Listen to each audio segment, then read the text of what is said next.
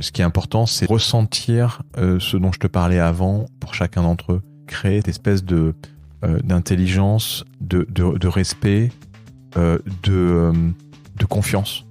Aussi, moi, on m'a énormément fait confiance. Je trouve que c'est super valorisant de faire confiance à un gamin, avec des règles, bien entendu, mais des règles qui ne sont pas arbitraires.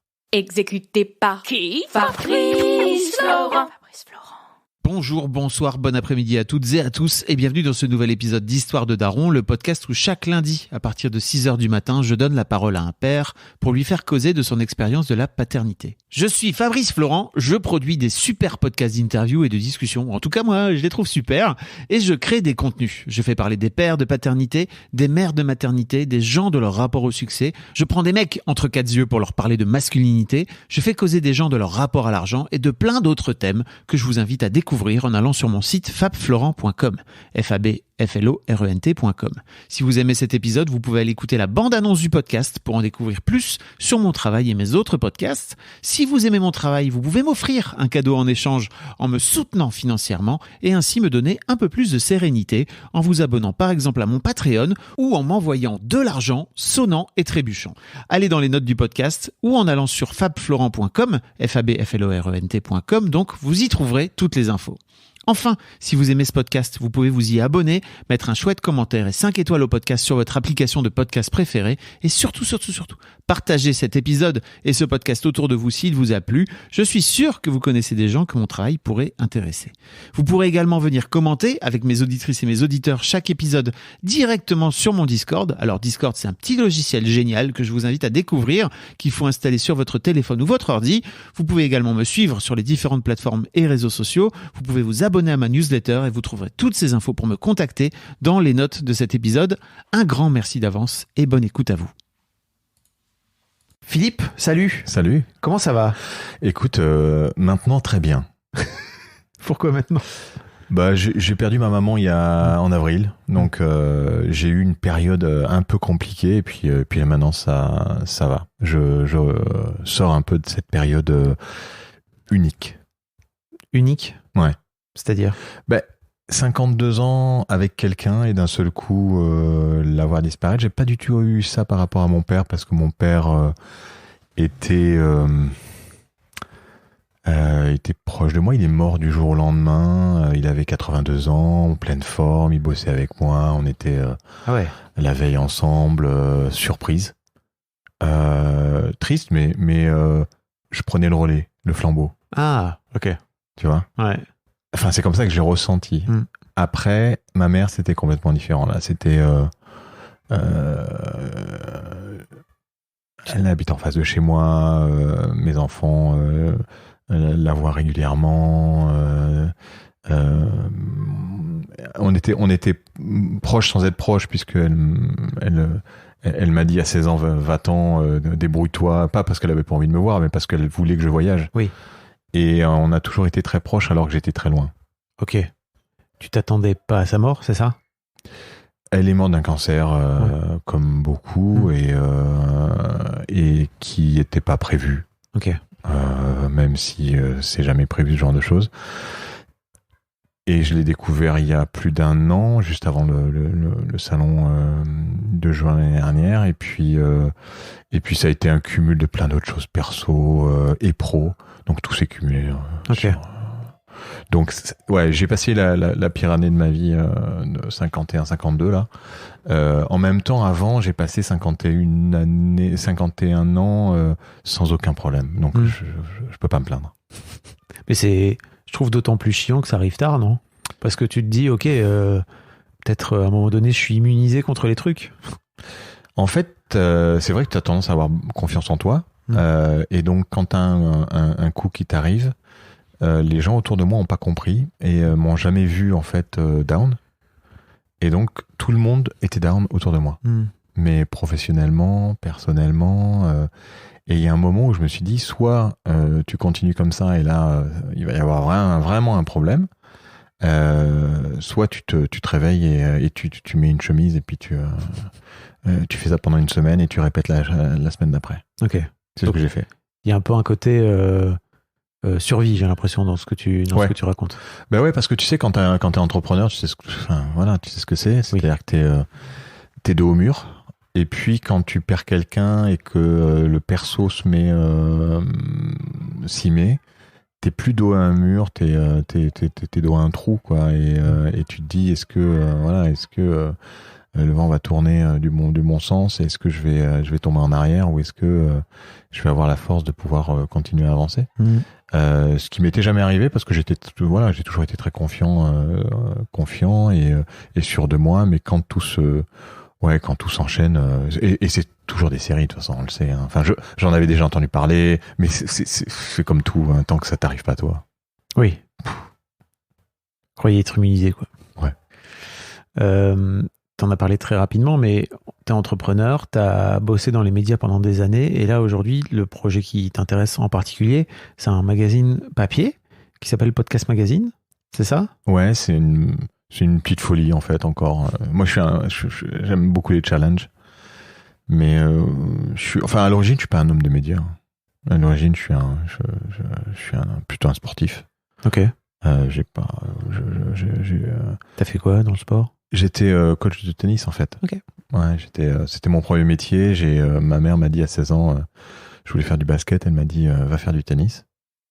Et j'ai passé ma première à Narbonne en sport-études tennis chez Pierre Rollet. Et puis ensuite, je suis parti chez Pierre Barthès au Cap d'Agde pendant 3 ans. Après, je suis parti détaché à l'étranger pour Pierre Barthès. Et puis, j'ai fait ma carrière dans le tennis jusqu'en Suède à coacher des pros. Et je suis revenu pour mon père. Parce que je le connaissais pas, en fait. À quel âge? Je suis revenu en 2000. Okay. 71, donc j'avais 29 ans. Et là, on a commencé à travailler ensemble dans le milieu de la radio. Pour ton père, parce que tu le connaissais pas. Tu sais qu'on est dans l'histoire de daron, donc moi, ce qui m'intéresse aussi, c'est le lien de paternité d'une manière générale, que ce soit avec tes enfants ou avec ton daron, quoi. Non, je le connaissais pas parce que j'ai vécu à l'étranger.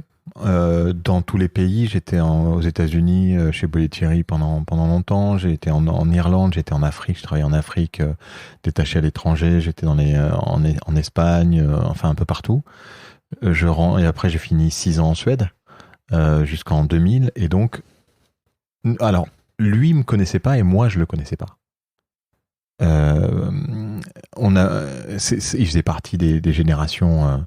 Année 27, tu vois, donc né en 27, donc qui mettait les pieds sous la table et qui vivait à Paris, qui rentrait que le week-end et encore il était fatigué donc il dormait mais j'avais beaucoup d'amour, j'ai pas du tout senti de problème. Moi quand on pouvait aller avec lui, on allait avec lui, mais c'est vrai que lui ne me connaissait pas parce qu'il n'était pas capable.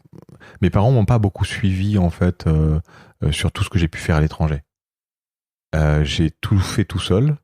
Ils m'ont toujours aidé quand j'avais des problèmes financiers ou quoi que ce soit. Ils m'ont toujours aidé, mais ils sont jamais venus quand je suis parti chez Bollettieri, que j'entraînais des jeunes joueurs. J'avais une certaine fierté quand je suis parti en Suède. Parce que j'ai aussi une petite expérience d'art dramatique où j'ai monté une troupe de théâtre en Suède et j'ai fait une super représentation dans un grand théâtre avec Cheux, qui est une petite ville, mais un super théâtre, et j'étais super fier de moi et j'aurais tellement eu envie que mes parents puissent voir ce que j'avais été capable de faire, et ils l'ont jamais fait, pas parce qu'ils voulaient pas, mais parce que voilà, la vie fait que c'était pas des générations à s'intéresser à leurs enfants. Alors, ma mère avait 18 ans de moins, mais elle pensait beaucoup au travail, elle était décoratrice d'intérieur, et puis c'est tout, quoi. Donc c'est vrai que ça me manquait un peu, et c'est une des raisons pour lesquelles je suis parti de Suède, parce que la Suède c'est un pays, 6 ans, t'as vite fait le tour, et puis ils sont pas des latins, hein. Quand même un peu chiant. Coucou les Suédois qui nous écoutent. Hey. Non, mais j'adore la mentalité suédoise, est incroyable. Ce sont des gens d'une humilité, d'une simplicité, d'un respect des traditions, des règles. J'adore, hein. Et le pays est beau, mais je ne peux pas moi y vivre toute ma vie. Et donc je suis rentré parce que j'avais envie de passer. Je savais que mon père vieillissait et j'avais envie de passer du temps avec lui pour me dire, moi, j'aurais fait ça. Ok. Voilà. Et alors que bon, j'aurais pu rester. Voilà. T'as eu un déclic qui t'a fait dire ça à l'époque ou Ouais, ça... alors il y a eu un déclic. Il y a eu un déclic, c'est que j'étais dans un des clubs en Suède les plus connus au niveau même au niveau mondial, puisqu'il y avait c'était le club de Mats Wilander. Okay. Il y avait donc le capitaine de la Coupe Davis qui était là, Magnus Larsson, Jonas Björkman qui était dans les top 20. Pour les jeunes qui nous écoutent, mondiaux. c'était un petit peu le Novak Djokovic de l'époque. Hein. Ouais, c'est ça. Voilà. Et il y avait donc l'entraîneur de Björkman qui est l'entraîneur de Ruud actuel. Donc tu vois, c'est pas si c'est vieux que ça, hein, parce que Ruud il a été en finale et c'est donc et donc je suis arrivé là-bas et donc j'ai remplacé cet entraîneur et j'ai coaché des professionnels là-bas. Donc j'étais vraiment super fier d'être en Suède et j'ai perdu mon fil. Je sais pas pourquoi je te disais ça. J'avais un fil avant. Je te demandais quel a été ton déclic. Ah voilà, oui. Et le déclic, exactement. Ça y est, je reviens. Putain, j'ai compris, Bravo. J'ai perdu mon fils, j'étais là. Ah oui. Non, mon fil. Oui. Et le déclic, c'est simple, c'est que étant donné qu'il y avait des professionnels, moi j'entraînais un jeune qui avait 16-17 ans. Ça faisait bien 4-5 ans que je le suivais et je voyais que Frédéric Rosengren, donc Fidé Rosengren, l'entraîneur de Ruud, était avec Björkman, et Björkman montait, et il a arrêté, il est parti du club, et moi, j'ai pris sa place. Et donc, je me suis dit, je vais faire comme lui. Je vais partir sur le tour avec un jeune, et je vais devenir le coach du prochain Björkman, du prochain Larsson, du prochain... Et ce gamin était talentueux comme pas possible. On arrive à un tournoi où il gagne ses premiers points ATP. Donc les premiers points ATP, c'est pour arriver à faire les grands tournois et dans le sud de la Suède, à Borås. Et là, il se pète le talon d'Achille.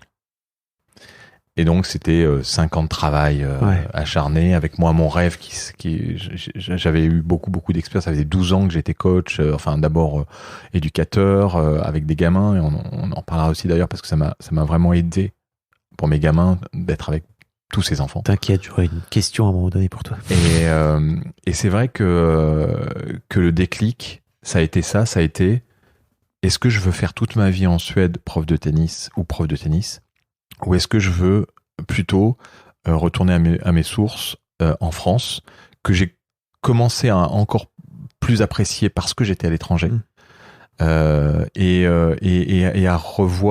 être proche de mes parents. Et c'est ce que j'ai fait. Et mes décisions ont toujours été une colonne pour, une colonne contre. Tu mets les points, et puis après tu vois vite la différence. Et de ton père spécifiquement? Oui, parce que ma mère, j'étais toujours très proche, elle était toujours très... En fait, pour moi, elle était toujours avec moi. Là où mon père, lui, était beaucoup plus distant. Voilà, c'est la génération distante, de toute façon. Après, il n'a pas connu ses parents. À 18 ans, Brive était occupé. Il était tout seul. Il tirait dans les rues. Enfin bon. Oui.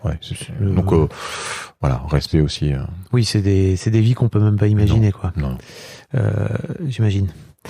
Forcément, tu finis par revenir avec des bagages de ce genre d'expérience, quoi. Et c'est compliqué. Ouais. Je sais pas si t'as vu ce film 1917. Tu sais, qui est tourné tout en de Sam Mendes, qui est tourné tout en plan séquence.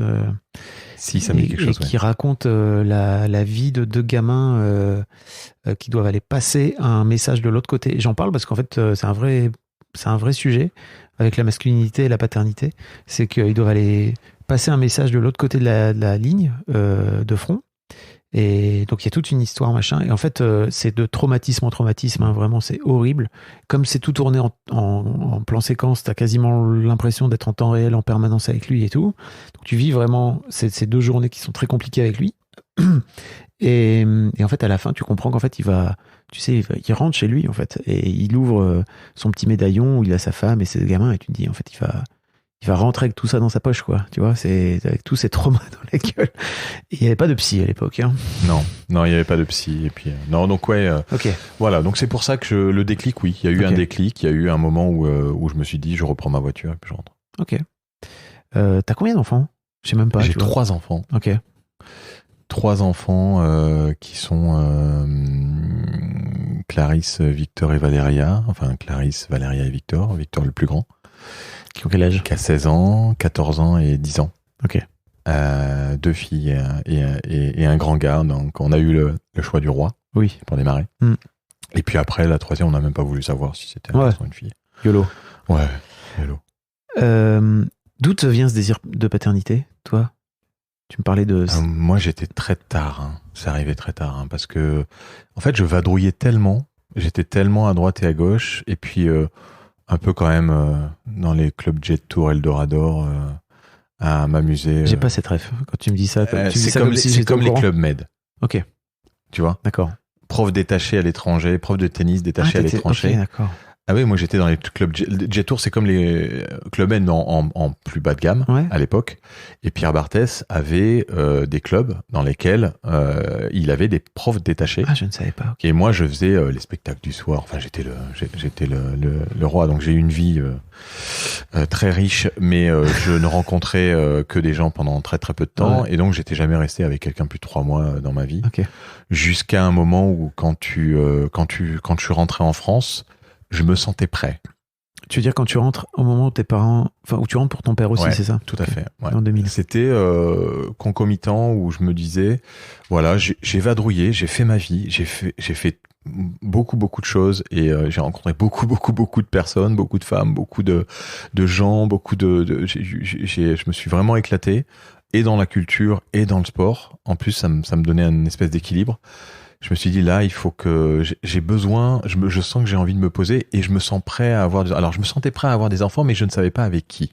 Ok. Ce qui est important. Et je chattais beaucoup.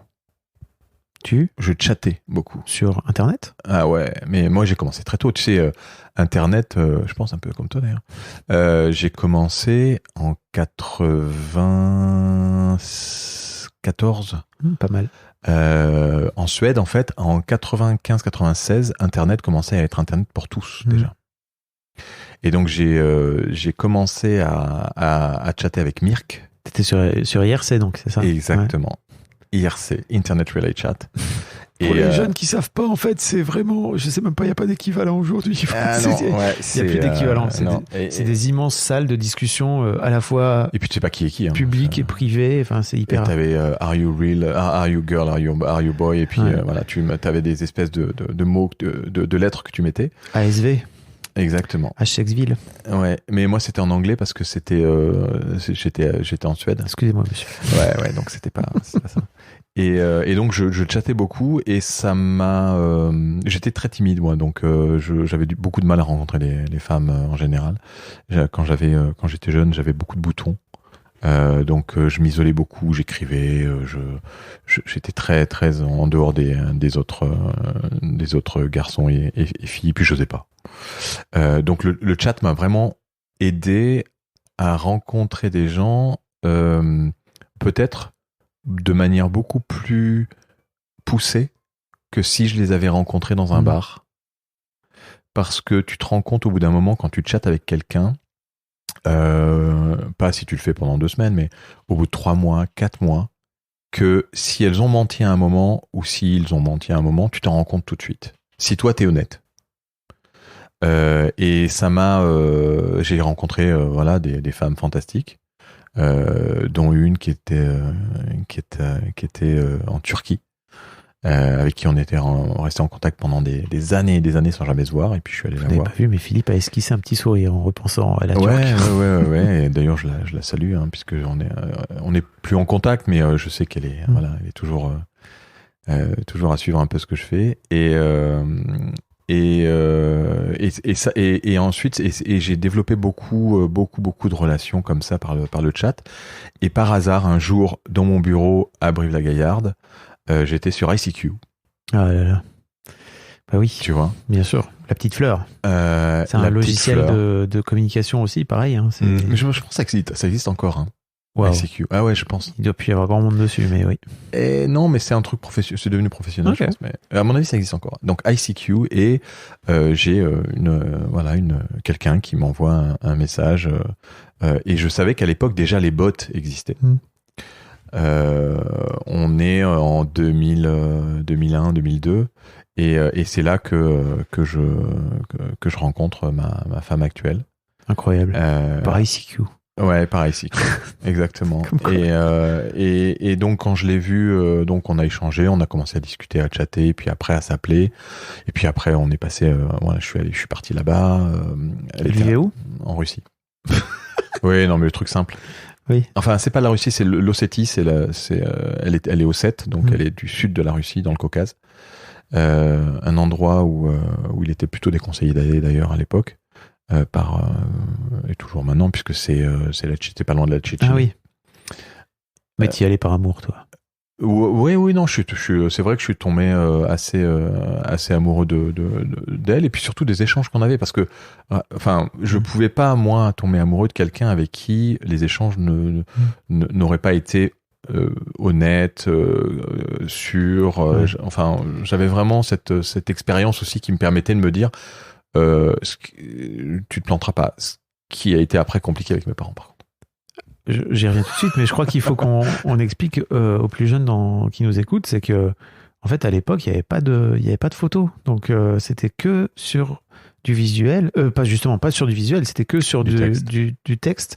Et en fait, vous développez des centres d'intérêt, des discussions, des amitiés, des amours, etc. avec des gens que vous aviez jamais vus, ni d'Ève ni d'Adam. Et en plus, il y avait pas de photos. Même sur les forums à l'époque, c'était pareil. On pouvait discuter avec des tas de gens dont on ne savait jamais à quoi ils ressemblaient, quoi. Non, après, sur ICQ, tu pouvais envoyer des photos. Ça commençait. Ouais, ça commençait tout juste. Ouais. Mais... D'ailleurs, elle m'avait envoyé une photo. Et donc, avec tes parents, ça a été compliqué. Pourquoi ? Bah après, quand elle est venue, quand ma femme, tu l'as rapatriée, donc. Bah en fait, c'est pas que j'ai rapatrié, c'est que je suis allé là-bas pour voir comment ça se passait, où elle vivait, pour avoir un peu et puis connaître sa culture, parce que c'est vrai que moi c'est des cultures que je ne connaissais pas. Et puis j'aime bien voyager en plus, donc j'y suis allé. Elle est venue en France, je suis revenu là-bas, j'ai rencontré les parents. J'étais validé. J'ai été accueilli moi comme un fils, ce qui a été moins le cas pour elle quand elle est venue, parce que il y avait une espèce d'appréhension, même si au début on le disait pas trop quand on s'était rencontrés sur internet. Mais voilà, une personne de pays de l'Est qui vient en France. Mes parents me faisaient pas confiance, et c'est là où je te dis qu'ils me connaissaient pas. Parce qu'ils ne savaient pas, qui j'étais vraiment, et donc ça a été une de mes déceptions de mes parents. Je peux le dire maintenant puisqu'ils sont plus là, et puis c'est pas grave sur le fond. C'est qu'ils ne m'ont pas fait confiance comme ils auraient dû le faire, parce qu'ils ne savaient pas qui vraiment j'étais. Donc moi j'avais envie de les connaître eux, mais eux ils savaient que j'étais sérieux, mais voilà. Et à un moment ma mère elle me disait oula, mais elle disait à ma tante, mais il est pas homosexuel Philippe, parce qu'il ramène jamais de filles à la maison. Bon, le mec cut partout dans le monde, laissez-le tranquille. Ouais, exactement. C'était un peu ça, beaucoup même. Je l'ai compris. Ouais. J'ai vu ton œil malicieux quand tu t'es rappelé de tes vertes années. Je ne regrette pas. Bah oui, j'espère pour toi. Et donc, en fait, tu me parlais tout à l'heure effectivement, donc là, t'as trouvé cette femme, j'imagine, dont tu tombes amoureux, etc. Ouais. Le désir de paternité, il vient quand? Tu me disais que tu avais bossé dans un centre d'éducation, c'est ça? Alors en fait, moi, j'ai commencé ma carrière d'éducateur de tennis, et tout de suite, j'ai bossé avec des gamins de 4, 5, 6 ans, même dans le théâtre aussi après. Et c'est vrai que j'ai toujours... pour moi, c'était très important d'avoir de l'autorité. Et j'ai tout fait pour essayer d'avoir une autorité copain policier. Ok. Et ça a toujours été et je l'ai découvert avec eux, mais sans forcément être le policier qui dit c'est comme ça et c'est pas autrement. C'est un policier qui contourne. Qui arrive. Contourne, ouais, je contourne en fait les décisions, et je leur fais comprendre pas par l'obligation. Okay. Je leur fais comprendre par un moyen détourné. T'as un exemple, par exemple, parce que là, je t'avoue que c'est un peu flou. En fait, quand un gamin, je dois lui faire faire, par exemple, et là, je parle plutôt de la partie tennis, quand je dois lui faire faire un geste particulier, au lieu de lui dire il faut que tu fasses comme ça, je vais lui donner une image. Et là, et j'ai appris beaucoup ça de Pierre Barthès à l'époque. Par exemple, tu vois, on avait au tennis, quand tu joues, pour ceux qui connaissent le tennis ou le paddle, enfin tout ce qui est un peu à raquette, tu dois faire un allègement. L'allègement, c'est tu sautes en l'air sur les deux pieds pour pouvoir partir plus vite. Okay. Et lui, il appelait ça le cheval. Ah oui, ok. Tu vois, ouais. Quand tu servais, il fallait que tu fasses un geste un peu particulier et c'est très difficile le service au tennis. Et lui, il appelait ça le roseau. Et donc, cette méthodologie-là que j'ai apprise m'a énormément aidé pour essayer de trouver des images à chaque fois que je voulais faire comprendre quelque chose à un enfant pour détourner son attention et ne pas lui dire il faut que tu fasses comme ça ou il faut pas que tu fasses comme ça. Parce que c'est la pire des choses en fait quand tu dis à quelqu'un fais pas ça ou fais ci ou fais comme ça. Par contre, arriver à lui faire faire en lui détournant soit l'attention soit en utilisant une métaphore, t'as un résultat qui est complètement différent et assez immédiat. Et donc j'ai utilisé beaucoup ces techniques à chaque fois dans tout ce que j'ai pu faire. Et après dans le théâtre, il y a la magie de l'immédiat, les gamins qui sont d'une créativité incroyable, qui fait que ça m'a beaucoup aidé dans la manière dont je me suis forgé en me disant je sais comment je veux élever mes enfants. J'ai été élevé d'une manière très cool à l'américaine, donc je voulais continuer à élever mes enfants de cette manière-là, mais toujours en ayant des règles qui sont d'abord quand je dis une chose, je change pas d'avis et en essayant d'avoir le plus d'autorité possible sans être autoritaire, en contournant et en trouvant des moyens détournés. Ok. L'autorité sans être autoritaire. Et quelque part, tu sais, tu le retrouves parce que quand on peut pas savoir quel genre de gamin on a et on sait pas est-ce que c'est nous qui faisons que les gamins deviennent comme ça ou est-ce que c'est le gamin qui a des gènes qui fait que donc la foule à poule. Voilà, là c'est compliqué, donc je pourrais pas te confirmer que c'est ça qui est la solution. Il y a pas deux solutions, mais pour moi, je pense que c'est comme ça que j'arrive à avoir une intelligence dans la relation.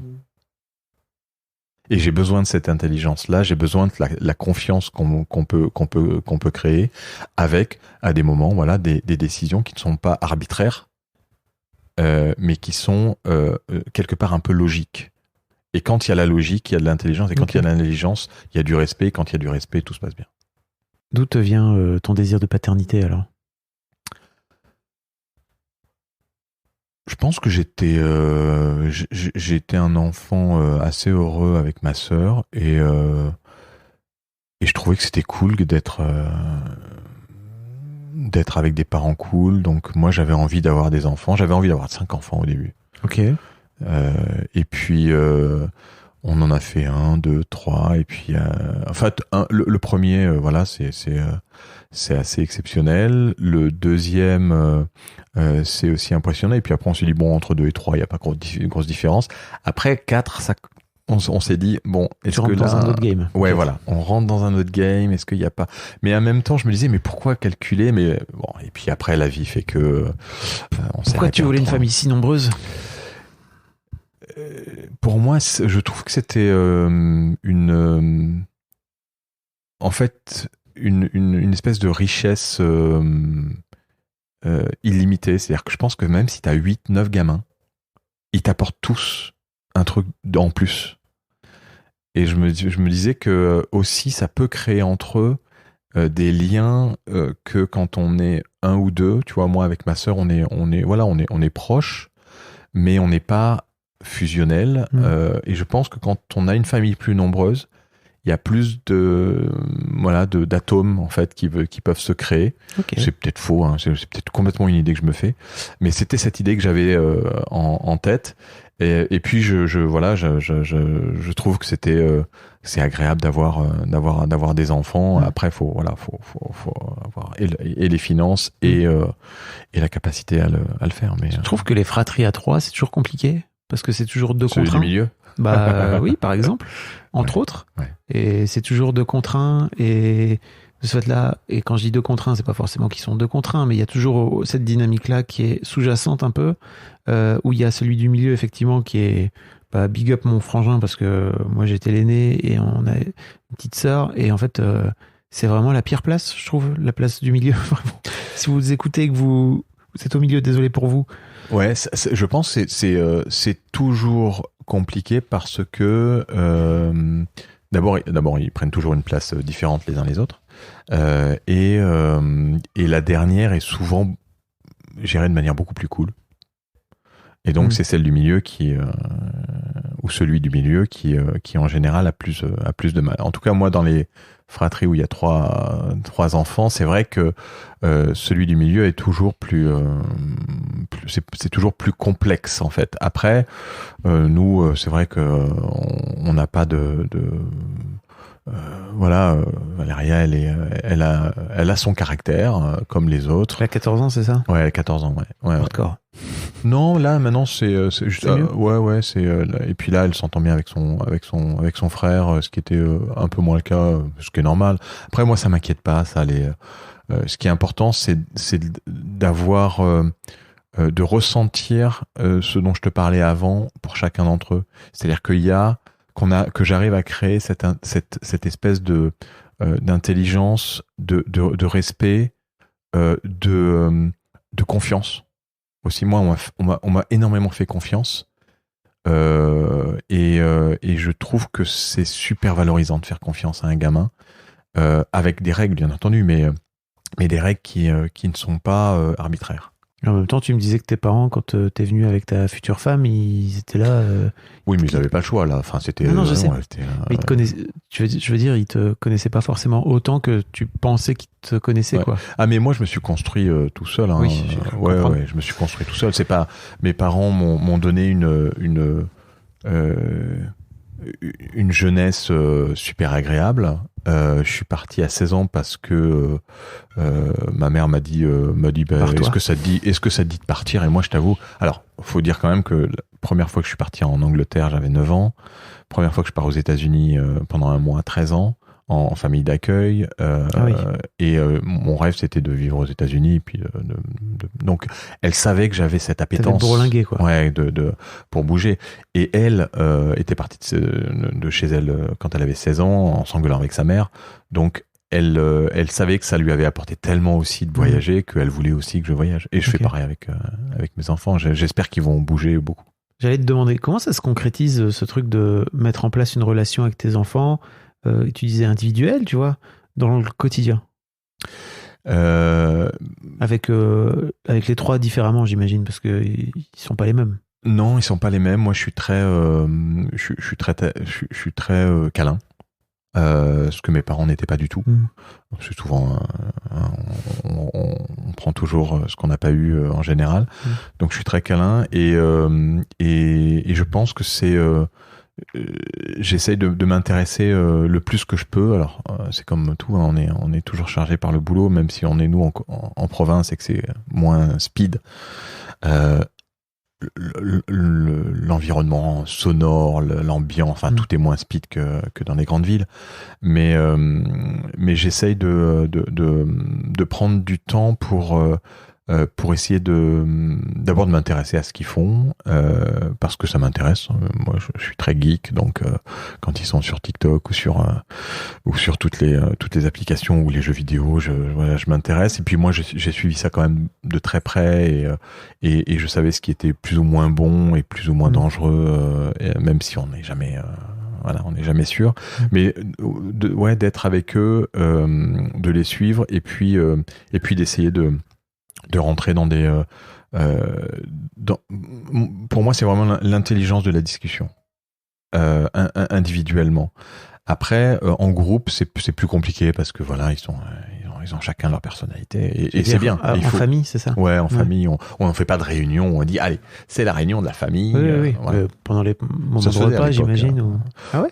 Ouais, ça se faisait. À l'époque, oui, il y avait des réunions de famille ou alors les parents décidaient, c'était comme ça, il fallait. Enfin, moi, j'avais pas ça, mais je sais que dans des familles, ça se faisait. Ok. Où ils réunissaient les enfants, il y avait des décisions qui étaient prises et tout le monde était. Donc nous, on est on des est pas plénières, quoi. Ouais, c'est un peu des plénières, non. Donc c'est plutôt dans la discussion, dans la compréhension et puis dans la confiance en disant voilà, de toute façon quelles que soient les conneries que vous faites ou que vous pourriez faire dans le futur, faut nous le dire parce que de toute façon on va pas vous juger. Hein. Et ça marche ça? Écoute, En théorie. En théorie, ça marche. Après, sauf contraire jusqu'à maintenant. Mais moi, en tout cas, j'ai envie de croire, j'ai envie d'y croire, et j'ai envie d'installer ça avec mes enfants. C'est ce que je pense j'arrive à faire. J'ai le grand qui est qui a vraiment tout pigé et qui est vraiment j'ai l'impression de me voir quand j'étais gamin, mais avec en plus des parents qui sont beaucoup plus proches de lui, et lui il a envie de bouger, donc il va. Tu vas 16 ans là, tu vas bientôt lui dire il faut y aller. Non, mais lui il a envie, hein. Ouais. Ah ouais. Non, je suis pas en train de dire que tu vas le foutre à la porte, juste de l'inciter aussi à regarder. Oui, non, mais enfin moi j'ai pas du tout envie c'est pas négatif ce que je veux dire, mais je trouve qu'il faut que les gamins voyagent. Il faut que les gamins voient d'autres pays, parce que la France c'est fantastique, c'est magnifique, mais on l'apprécie, on peut l'apprécier plus tard. Là, il l'apprécie en tant que jeune. Il faut qu'il puisse voir comment ça se passe dans les autres pays, quelles sont les mentalités, pourquoi est-ce que c'est magnifique de rencontrer des gens qui parlent différentes langues. Ça t'apporte une richesse, une ouverture d'esprit, et puis de parler plusieurs langues aussi. Il adore parler anglais, donc et puis je l'ai pas forcé en fait. C'est vraiment lui qui fait ça, et les autres, je pense, feront pareil. Après, s'il y en a une qui veut pas partir, qui veut rester en France, je vais pas l'obliger. Moi, je vais pas. Mais c'est vrai que si je peux les inciter à bouger pour avoir cette ouverture d'esprit, je le ferai, parce que je sais ce que ça peut apporter. Même si c'est pas facile c'est peut-être plus facile quand on est maman, quand on est papa, quand on est maman. On n'a pas trop envie que ses enfants partent trop loin. Tu ressens ça chez ta femme? Ouais, je pense qu'elle le freine un peu. Non, elle freine pas, mais c'est vrai que je pense que c'est naturel aussi. Le côté, on a envie de protéger ses enfants et de savoir qu'ils sont proches de soi. Oh, il y a un peu de tout chez les femmes, tu vois. Ouais. D'expérience, là, tu vois, il y a un peu de tout. Tes enfants ont la double culture, alors? Non, ils n'ont pas la double culture, parce que ma femme, quand elle est arrivée, parlait pas français. On parlait en anglais. Et elle a appris le français très très bien, vraiment super bien. Et en fait, elle a pas trop osé leur parler en russe, par respect pour les gens qui étaient autour. Et puis voilà. Et puis ça s'est fait comme ça. De toute façon, alors là, c'est un peu plus compliqué maintenant, puisque on n'a pas été depuis 5 ans suite aux événements. Mais je sais que et Victor et les filles, si ils y restent 3 ou 6 mois, ils arriveront à parler russe, parce qu'ils entendent ma femme parler, et puis je pense qu'ils auront peut-être envie un jour de parler russe, et ça ira très vite. Elle parle dans quel contexte alors? Avec ses sœurs. Ah oui, ok, au téléphone ou okay. Ouais. Avec ses sœurs, et puis voilà, et puis il y a des contenus qu'elle regarde régulièrement. Ok. Ça m'intéressait, en fait, tu m'as dit tout à l'heure que tu étais revenu pour travailler avec ton père dans la radio. Ouais. Ton père faisait de la radio, c'est ça? Mon père avait lancé, en fait, en 78, la lettre de l'audiovisuel, qui était une lettre qui était envoyée au patron de toutes les télé, radio, presse écrite, showbiz, et il a été rédacteur en chef pendant 30 ans. Et puis un jour, il a décidé de créer le guide professionnel de la radio en 97. Et moi, j'ai fait la première maquette sur Quark Express. Quark Express, les jeunes, alors ouais. Je sais même pas quels sont les logiciels de mise en page aujourd'hui. InDesign.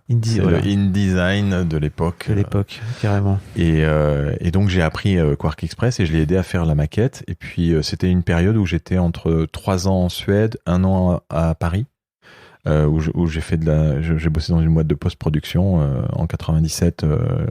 C'était le premier montage virtuel à l'époque avec Avid.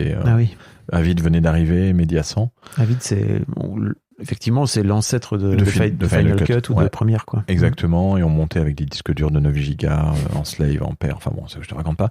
Et c'était à Boulogne. Je bossais à Boulogne dans une boîte qui s'appelait Prêt à diffuser, d'une boîte France Audiovisuelle, et j'étais directeur d'exploitation, et je faisais des montages virtuels, et il avait créé ce guide, et je lui ai dit si tu veux je t'aide, donc je l'ai maquetté, puis après le capitaine Lacoudelis m'a rappelé pour prendre la direction du club, donc je suis reparti. Ok. en Suède. Et en revenant en 2000, il avait encore le guide. Et je lui ai dit, si tu veux, on continue le guide. Et donc, on a continué le guide. Et en 2003, on a créé un salon. Et puis après, quand il est décédé, j'avais un projet de créer la lettre de la radio. Lui, il me dit, non, la lettre de la radio, faut reprendre la lettre de l'audiovisuel. Je lui dis, mais moi, la vidéo, je veux pas. J'aime pas la vidéo. C'est pas le même milieu. C'est pas le même secteur. Et j'ai sorti les cartons de la lettre de la radio à sa mort en 2010. Et puis ça fait maintenant voilà quasiment on en est à la 12e saison qui démarre en septembre. Tu l'aurais lancé si ton père était pas mort? Non, je pense pas.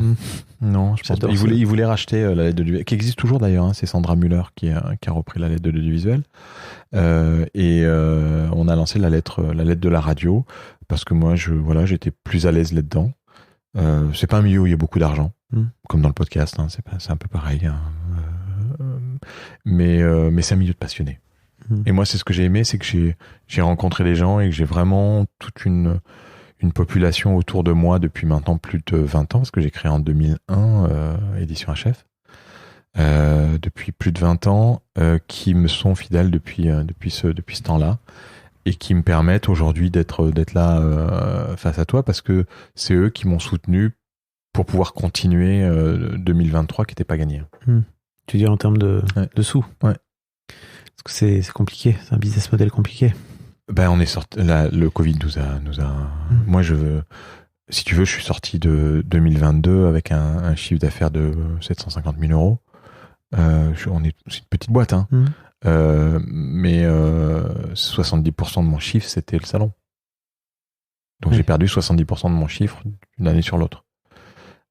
Donc ça a été la descente un peu aux enfers, à un moment où j'investissais. C'est le salon de quoi, tu dis? Le salon. C'est le salon de la radio. Le salon de la radio. Ouais, ça s'appelait le salon de la radio à la Grande Natte de la Villette. Qui se passe à Paris. Et qu'on a renommé Paris Radio Show en juin l'année dernière. On a essayé de le relancer, mais on a perdu le blé.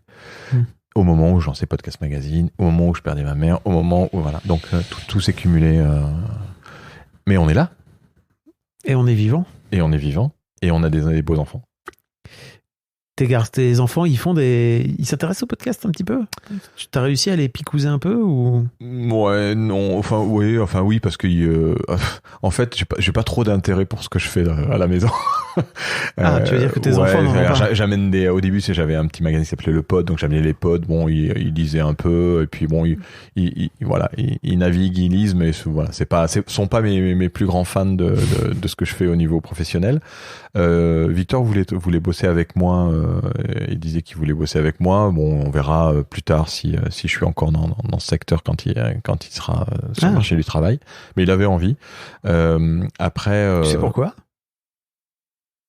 Vous en avez parlé tous les deux ou... Non. Ok. Non, c'est un truc dont on n'a pas parlé, mais quand il le dit, je trouve ça mignon. Je trouve ça touchant et puis je lui ai dit, tu sais, moi, j'avais pas envie de travailler avec papa, et puis c'est venu naturellement, donc si ça viendra naturellement. Mais le podcast, non, ils s'intéressent, ils sont intéressés un peu à la radio, parce que j'aurais offert des récepteurs qu'on avait offert à toutes les radios pendant le salon 2019, et après ils sont revenus avec leurs récepteurs, ils ont écouté, ils ont commencé à écouter la radio parce qu'ils avaient un récepteur de radio, et puis après ils ont arrêté parce qu'il y a les téléphones. Mais non, ils sont pas franchement fans de podcast. Mais tu sais, en région, le podcast, nous on a fait une étude là sur Brive-la-Gaillarde. C'est impressionnant. Hein.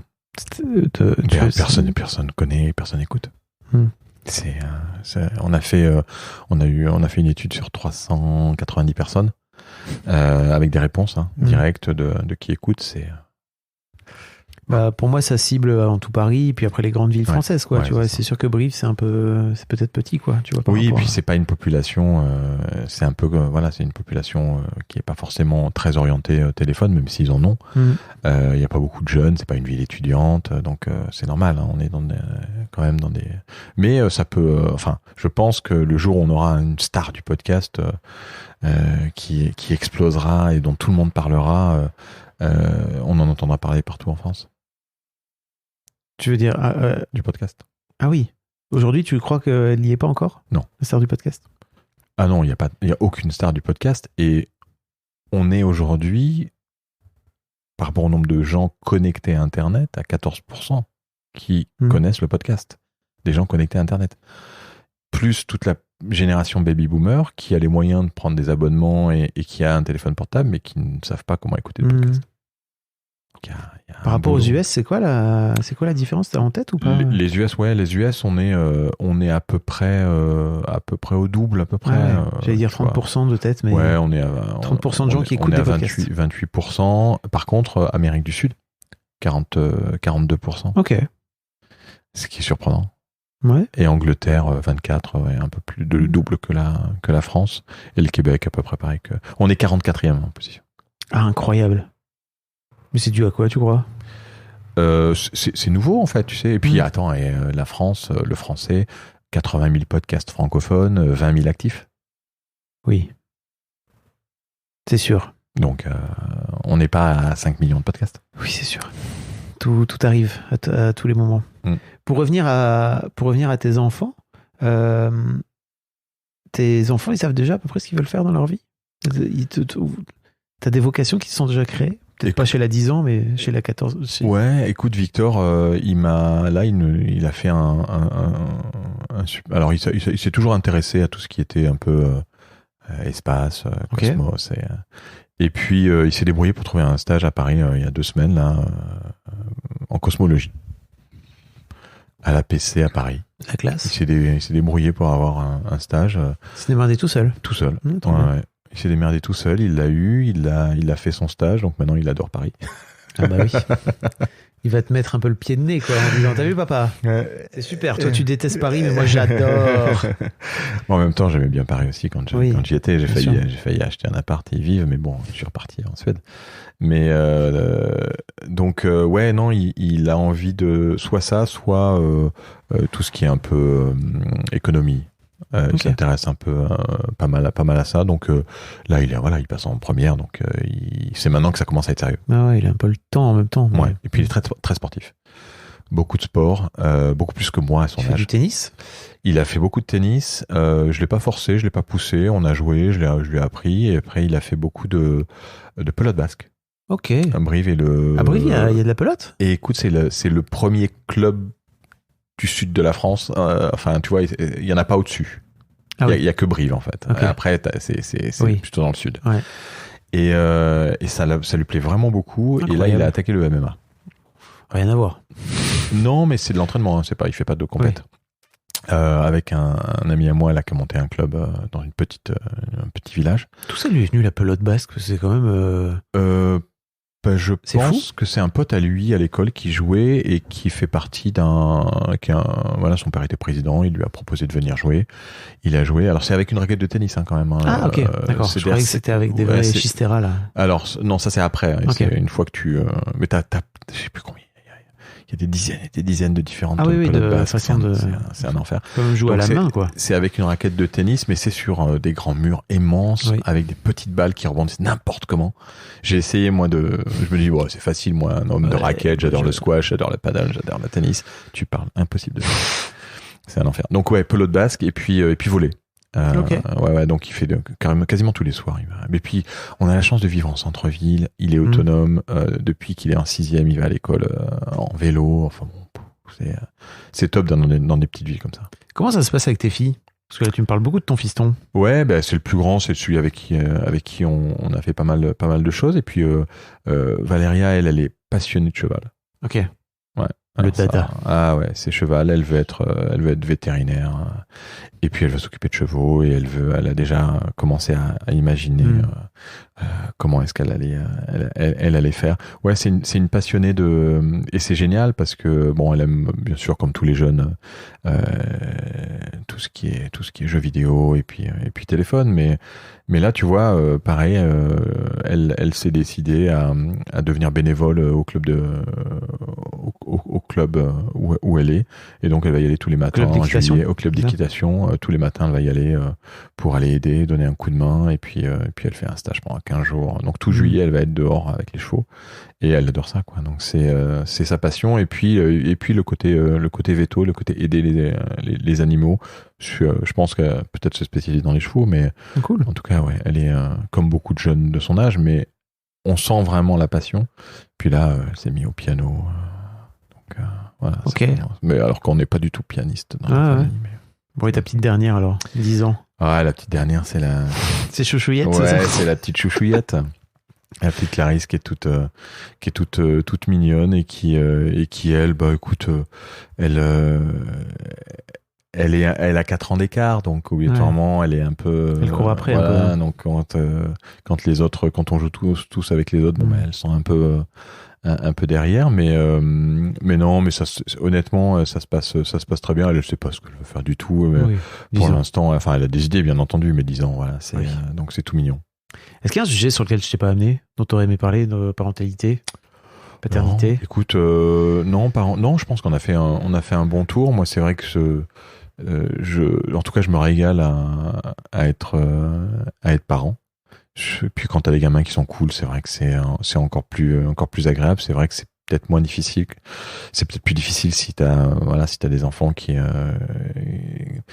ont des soucis de santé ou des soucis autres. Nous, on a cette chance, et je touche du bois, et cette magie d'avoir des enfants qui sont super gentils avec et je trouve que c'est bien avec des personnalités. Et il faut qu'ils prennent personnalité, il faut qu'ils en aient parce que la vie, elle est pas simple. Monde de merde, hein, quand même, dans lequel on les amène là. Ouais, Pas fastoche, hein. Ouais, et puis ils ont passé quand même une période assez unique, hein, là. Covid, là. Covid plus guerre, tout ça là, économie plus.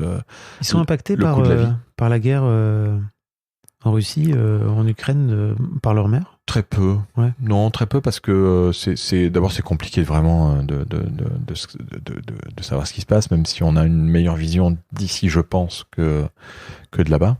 Donc après, elle en parle très peu avec ses sœurs, mais il y a pas, si ce n'est le fait de pas pouvoir y aller. Oui. Tu vois. Victor aurait adoré pouvoir, et même les filles, tu vois, pour aller là-bas, pour aller voir les cousins, parce que c'est complètement dépaysant, le Caucase. C'est super joli, et puis il y a une culture là-bas, et quand t'es là-bas, c'est vraiment ce côté familial, tu sais, ce côté qu'on a très peu en Europe, tu vois. Moi, c'est ça que je vois, qui aurait pu apporter beaucoup aux enfants aussi, si on avait pu y aller plus, c'est le côté très individualiste qu'on a en Europe, de gérer la famille, les cousins, les amis, Là, il y a un vrai côté, il faut un village pour élever un enfant, c'est ça, dans le Caucase? Ah ben, ouais, puis t'es accueilli, vraiment. Ce qui est beaucoup moins le cas quand tu es dans une famille européenne. Il y a des exceptions. Bah oui. Il y a des exceptions. Podcast Magazine, donc. Le prochain numéro, il sort en octobre? Oui, ouais, il sort en octobre, et puis on va essayer d'en sortir un tous les 6 mois, faut tenir, parce que c'est un projet auquel que j'aime bien. J'aime bien tous ceux aussi qui bossent dans le podcast. C'est un format un peu hybride, hein, parce que c'est à la fois pour vous, si ça vous intéresse, si vous voulez devenir podcasteur, mais si vous écoutez des podcasts, il y a aussi du contenu, donc il y a un peu pour tout le monde, quoi. Ouais, en fait, c'est ce que j'essaye de faire quand, tu vois, savoir un peu plus sur toi, pour ceux qui s'intéressent un peu à toi. Il y a des choses, il y a des podcasteurs à découvrir qu'on connaît pas, et puis des choses sur leur vie, sur leur matériel, sur leur manière de faire, de vivre. Donc c'est un espèce d'objet non identifié qui, si j'avais voulu lancer ça avec une boîte de marketing, elle m'aurait dit jamais, il faut trouver une cible et pas 3. Moi, je suis parti un peu à l'arrache, parce que je le sentais, et je sens que l'univers du podcast est représenté dans ce magazine, et c'est ce que j'ai envie de voir dans le magazine. Après, la finance, on verra bien. Le nerf de la guerre. Ouais, bon, écoute, tant qu'on peut s'amuser, qu'on n'est pas, et que ça nous pose pas plus de problèmes que ça. Et puis maintenant, voilà, j'espère que la période la plus dure est passée, et que maintenant il y ait une explosion de ce média magique qui qui est incarné, qu'on a envie de suivre et auquel on a envie d'appartenir. Merci Philippe. Je vous remercie à toi. Un grand merci à vous d'avoir écouté jusqu'au bout. Pensez à rejoindre le serveur Discord pour venir commenter avec le reste de ma commu. Je vous trouverai tous les liens dans les notes de cet épisode. Et si mon travail vous plaît, je vous rappelle que vous pouvez m'offrir en échange un peu de sérénité en vous abonnant à mon Patreon ou en m'envoyant de l'argent en vous munissant de votre CB. Vous trouverez tous les liens dans les notes de cet épisode également. Bonne fin de journée et j'espère à très bientôt pour un nouvel épisode de podcast.